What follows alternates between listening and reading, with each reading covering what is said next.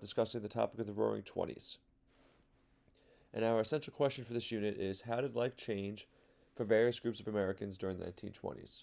Right, and they're all different groups of Americans I'm talking about here, right? You have native-born Americans, you're going to have immigrants, women, men, business owners, working class people, veterans from World War One, right? There's all these different groups of people, and the Roaring Twenties affects them differently depending on who you're talking about.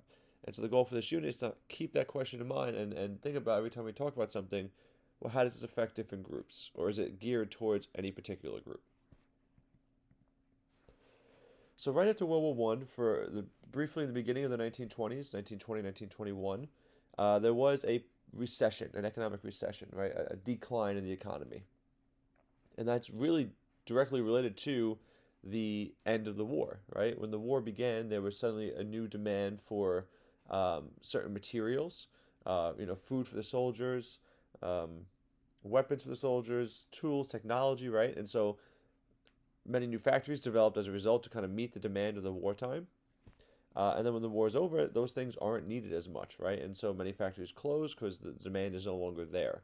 When that happens, people lose their jobs, right? And on top of that, you have job loss and then veterans coming home who also now don't have a job because they had left to go fight. And so they need employment as well. And on top of that, there was, the working class took advantage of the situation, right? They knew that they needed to kind of strike at the moment to make any attempt at getting wage increases or things like that. It met with some success, but then again, if there is a recession and there is a job loss, it's hard to strike, right? Because there's the risk that you can't go anywhere else, right? So those three things contributed to a economic recession in the beginning of that decade. Um, but it's really not too long, and ultimately, for most people, the Roaring Twenties is known as a time of economic prosperity for the most part. So that a year or two after the war ends, things kind of get back to normal. And in fact, that was the kind of the campaign slogan, the campaign policy of the Republican candidate in 1920, who was Warren G. Harding. He campaigned his idea on a return to normalcy, right after the war. People were rationing food and supplies. People were drafted and sent off to fight. There was tension. There was, things were different, right, because of the war. And so President Harding promised to return things to normal, and he does win election in 1920. One element of this return to normalcy, though, is kind of singling out the other, right? Someone who's not, native born to America. And this is a term we've talked about in previous units, in the progressive era unit, right? Nativism, which is the belief that America was for Americans, right, and not immigrants. And actually, during the 1920s, some of the most restrictive immigration laws in American history are passed. In 1924, the Immigration Quota Act is passed. I think we talked about that again briefly in the progressive era, which drastically limits the number of immigrants from each country that can come into the nation. So that was one attempt to return to normalcy. Another attempt to return to normalcy was Harding's efforts then to make sure peace lasted, right, in America and throughout the world, right? You can't have a normal society if you're constantly at war. And so when he becomes president, President Harding and his Secretary of State, a man named Charles Evan Hughes, organized a conference known as the Washington Disarmament Conference. And during this conference, several of the world's major powers, major naval powers like Italy, Great Britain, the United States, Japan, agreed to reduce the size of their navies, right, which was a pretty significant accomplishment for the time. It was relatively short-lived because by the end of the 1930s, we have World War II starting and a need to really build up your military to meet the demands of that. Starting with Harding, but after him, because he actually dies in office, you have something in 1928 that's signed called the Kellogg-Briand Pact, which was this idealistic agreement signed by several nations, 15 to be exact, that renounced war as an approach to foreign policy, right? So essentially saying war should not be allowed. Sounds great, but it's ineffective, it's unrealistic, and, you can say that, but people are still going to fight.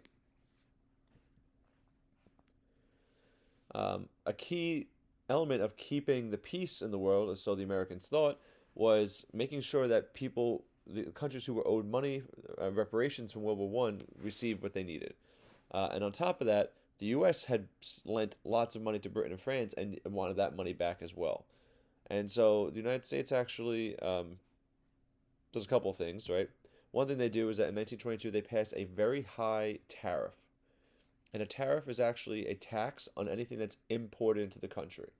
So, for example, if you wanted to buy um, silverware from China, right? I don't know, random place there, but that would then be taxed at 60% of whatever it cost, right? So essentially what that does is it makes the United States products much more competitive. But the idea was that that tax then would um, increase the funds going into the federal government. They would be making money off of this.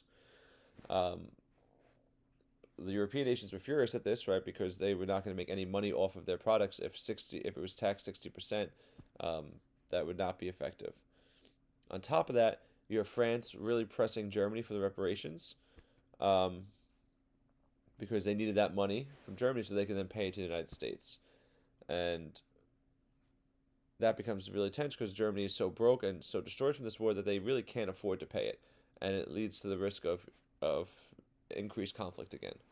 And so a man named Charles Dawes from the United States comes up with a plan, kind of a really interesting plan to essentially pay the U.S. essentially pays itself.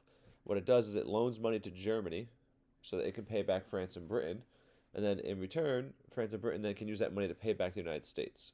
So the U.S. is essentially paying itself back, but over time, Germany will be able to kind of pay back, I guess the theory was, at a lower interest rate or whatever, to the United States the money. That way, everyone would the peace would be kept. But ultimately, there's some resentment among European powers towards the United States because from the war they were affected the least, but they benefited the most from it, right? And so that kind of sows resentment among some of the European powers, particularly Germany. Um, President Harding's motto, in addition to return to normalcy, essentially a kind of a quote that really describes well what he wanted and how he understood how the economy should work, is that there should be less government in business, but more business in government, right? That you should have businessmen in government because they know how to run things, they know how to make a profit, and the government should not be involved in businesses, and they should kind of be left to do what they need to do. This approach does cause a period of economic prosperity for many people, not all people, but many people, right? But it runs the risk when you have the emphasis on making money. Sometimes that can lead to scandal and corruption. And the kind of most famous example of that is the Teapot Dome scandal, right? And so you can probably tell from this political cartoon here that it has something to do with oil, and that it's steamrolling people, right? And it's headed straight to the White House, right? So it's kind of, the scandal is dragging people underneath its wheel, and it's on its way to the president's front door, right? So that's kind of what that cartoon is meant to show. And what this Teapot Dome scandal was that there's actually an oil field in Wyoming called Teapot Dome. Kind of a funny name, but that's what it was called. And a member of President Harding's cabinet, a man named Albert Fall, he was the Secretary of the Interior, so he was in charge of, the Parks Department and public lands in the United States. And what he does is he secretly leases it out to private companies, even though it was reserved for the oil field was reserved for the Navy. But he secretly leases out to private companies, so he gets bribed for that. He gets money from that, and he profits off of it, right? And so he's caught and he's convicted. And it's the first time a cabinet member of the United States is convicted of a felony. Harding was not involved in the scandal, but whenever a scandal happens during your president's administration, the president ultimately gets some of that blame because they, appointed the person who was in charge of it. Harding actually dies while he's in office in August 1923, towards the end of his term. So his vice president, a man named Calvin Coolidge, becomes president. And President Coolidge had a very similar approach to Harding. And this kind of quote in the beginning here really emphasizes that, right? So the chief business of the American people is business, right? Making money, factories, industrialization. That should be the goal of the American people, right? So that kind of industrial capitalist mentality comes in with Coolidge as well. So The U.S. foreign policy then under the 1920s was focused on promoting business and economic activity within the United States, and it was Coolidge had no desire to get involved in foreign affairs if he could help it. So this is during a period of American history where foreign policy of the United States is isolationist, right? Isolating the United States away from the issues of Europe and Asia, right? They're far away from us. They're not our problem. Disarmament, right? Reducing the size of the military, saving money, right? Producing a surplus in the federal treasury. Um, there are some cases of intervention of the United States military, but that's only to protect U.S. business interests. So in some of the Caribbean islands and Latin America, there are American business owners who own large sugar plantations or things of that sort, and so they would go in to protect the interests of those economic interests of the Americans there. And Coolidge, right, is around during this Kellogg-Briand Pact, where they're trying to prevent future wars from happening. So isolationist and business and economic oriented. The domestic policy was connected to this business oriented mentality, right? It's an economic system known as laissez-faire, or another word for it is capitalism, right? Less government regulation of business practices. Let the business owners and the individuals, right, with money, invest it and spend it and do what they want with it, so they can create more jobs, more money, more wealth. It's also, a little less government involvement, and so let's put more money in the hands of ordinary Americans so they can spend more, they can buy more, and they can generate a better economic situation. And so they lower the tax rate, and they lower the corporate tax rate as well, which helps to free up more money for people to spend. And with this newfound wealth, what many kind of middle class Americans start doing is they start investing in the stock market. And this, previously had been largely reserved to the upper class who would be able to invest. But the stock market, what it does is you put money into a company, right? You buy stock or a share in it, and then you become a partial owner. That's essentially what a stock market is.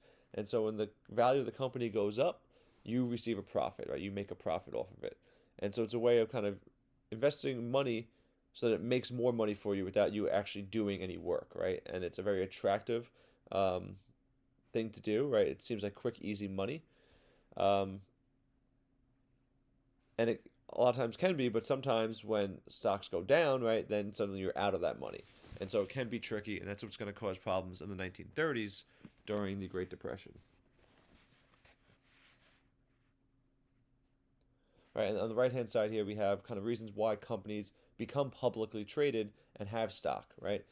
Because it gives them more money, right? Because you invest the money, so you're giving that company money, and in return with that money, they can research new things, make new products, improve the products, enlarge their business, and when that happens, they make more money, which then will get, part of that will get returned to the shareholder. And so the 1920s is kind of seen in American history as a time of American prosperity. It's not entirely true. There are certain groups of people who are not living prosperous lives and actually are going to be laying the groundwork for the Great Depression. But most Americans actually are living and having a better experience than they had 10 years earlier. So we have the automobile industry, which is one of America's first major worldwide international corporations, right, businesses. And it starts with Henry Ford and the Ford Motor Company and the assembly line, right? The assembly line makes it very easy and quick to produce these cars. Everyone on the line has one simple task to do, and you can assemble a car very quickly. And this then allows the cost of the cars to go down, which makes them more affordable, which means more people buy them. And when more people buy them, there's demand increases, right? So factories expand, more people get hired, right? It kind of fuels on itself and creates a more prosperous situation. The car, though, also changes the physical landscape of America. So beforehand, people would travel by railroad, would be the most efficient way of transportation. With cars, people can now drive themselves places. And this leads to the increase in highways being built throughout the country and what we call urban sprawl. And that's where a city's size grows, right? So instead of going up and building taller buildings, you can build out. Right? Before there are cars, it might take you, if you lived, say if you worked in Manhattan, and you wanted to live in Jersey, it could take you a very long time to get into Manhattan. Now, with urban sprawl, with cars, you can get there much more quickly, and so it becomes more feasible to live further away from where you work. And that leads to the sprawling out of many cities. Kind of the most famous example of that in American history would be Los Angeles, which starts to develop in population around this time. And Los Angeles is known for being a very like sprawling city, right? It's not necessarily very centralized; it's sprawling because people moved there with cars and um, use that. It became part of the culture there. There was pretty significant individual prosperity during this time. 80% of the world's drivers in 1920s were Americans, right? The licensed drivers in the world, 80% of them lived in America. Um, and with that, people were free to kind of move further away or to take a day trip and see the world a bit more. And it really kind of promotes a sense of freedom and adventure in American culture.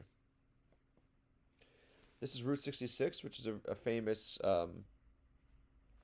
highway that was built during this time, and it's been been made famous again recently by the Pixar movie Cars, right? Which is about a small abandoned town of Route 66 when the interstate highways are built. But Route 66 is one of these first major highways that took people from the Midwest all the way to the West Coast, right? And not by rail, but by driving. And these towns along the way, places like Albuquerque or Tulsa, Oklahoma, right, grow in population because now they're connected to this important trade and transportation route. Right? And so overall, the American standard of living was high, right? Americans owned almost half of the world's wealth, 40% of the world's wealth. The average annual income in the 1920s had increased 35% from the 19 teens. And so, with much more annual income, consumerism grows, right? People begin to purchase non essential goods like household appliances that were being invented, cars, things like that. Electricity expands beyond just the cities into the suburbs and even rural parts of the country. So even relatively poor farmers would have electricity, which is something they didn't necessarily have beforehand. And by 1920 census, the census records from that year, is the first time that a majority of Americans are documented as living in the city over the rural part of the country, right? So urbanization continues during this. And this idea of modern marketing develops during the 1920s, where they play on your emotions to convince you need to buy something, right? So essentially saying, you know, if you don't have this makeup right, then you won't be the prettiest person in town, right? And things like that. And it plays on people's desires, emotions, and we're all very familiar with that today with advertising that we see on social media and things like that, right? It has its origins in the 1920s. And so we're going to end there for now. But we're going to talk about in a future lesson how things might seem great and happy, right? But there are issues boiling under the surface and affecting different groups of Americans. So that'll be the focus of the next lecture video.